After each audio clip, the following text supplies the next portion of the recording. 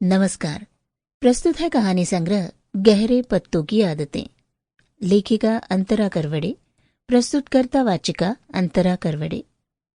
इस संग्रह की कहानियां मन की सरल पुकार पर लिखी गई सहज कहानियां हैं। ये सही है कि अपना परिवेश, विचार, अनुभव और मन की आंतरिक उथल पुथल हमेशा से ही लेखक की रचनाओं में मुखर होती रही हैं, और ये रचनाएं भी अपवाद नहीं हैं। कहानी मेरे लिए किसी झरने के ऊपर ठहरे जल की भांति है। वो ठहरा होकर भी ठहरा नहीं है। अचानक आने वाला ढलान नजदीक ही है, और एक बीतते शून्य की यात्रा के बाद कहीं पर समर्पण है, और आगे शायद प्रवाह होगा।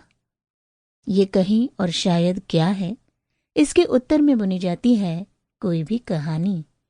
तो सुनिए कहानियां। संग्रह है गहरे पत्तों की आदतें। कहानी 1, पाखी। मैं सपने देखते देखते पता नहीं कब यहां पहुंच गया, लेकिन लगता है कि सपनों के बीज वसंत में पड़े थे और मेरे यहां आने तक सपना पतझड़ में चला गया है। मैंने पंछी की डायरी पढ़ी, बिना उसे जताए। मन ही मन लगा कि ये पंक्तियां कविता होते होते यहीं कहीं बिखर गई हैं।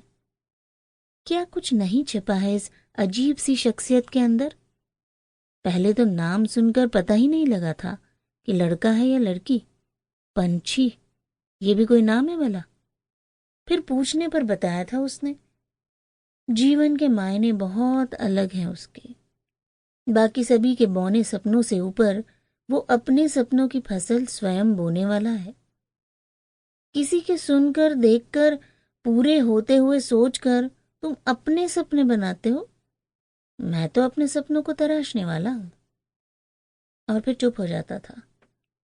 ऑफिस के बीच के कुछ रेंगते से घंटों में होने वाली ये बातचीत अक्सर कैंटीन के उस धुपहले कोने में होती थी, जहां पर हमारे जैसे प्रकृति के पाले हुए जीव अक्सर सूरज से अपना उधार वसूलने बैठते थे।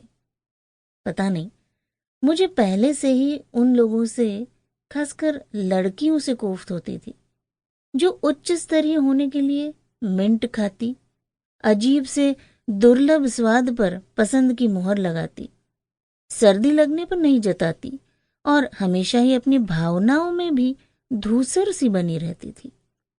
शायद वे ही अपने आप को अलग दिखाने के लिए उपलब्ध धूप से किनारा कर जाती थी, और मैं चुन कर वहां जगह बनाया करती थी, पंछी के साथ।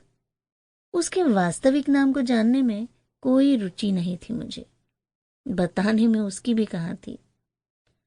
जानलेवा बीमारी में पिता और फिर एक दुर्घटना में मां को खो चुका पंछी शायद अब घोंसला बनाने के विचार से भी घबराने लगा था। फिर उसका एक बैचलर्स ग्रुप अलग से था।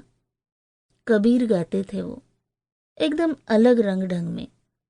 एक बार अपने पसंदीदा हैंडलूम मेले में मन के मोतियों की अजीबोगरीब मालाएं टटोलते मुझे एक पहचाना सा सुर मिला था।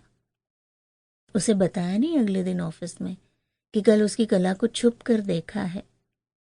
यदि उसे मेरी उपस्थिति का एहसास पल भर को भी हो जाता तो शायद सहज नहीं हो पाता। फिर हमारे सारे ऑफिस या मजदूरों के पास गिनती के तो जीने के क्षण होते हैं, उनमें भी कोई उन्हीं कृत्रिम भावों वाला टकरा जाए तो यह मुश्किल से चुराया समय भी कसैला हो जाता है। जब पंछी गा रहा था, पूरा मन लगाकर, उसके उतार चढ़ाव से एक माहौल ऐसा बनने लगा था पूरे मेले में।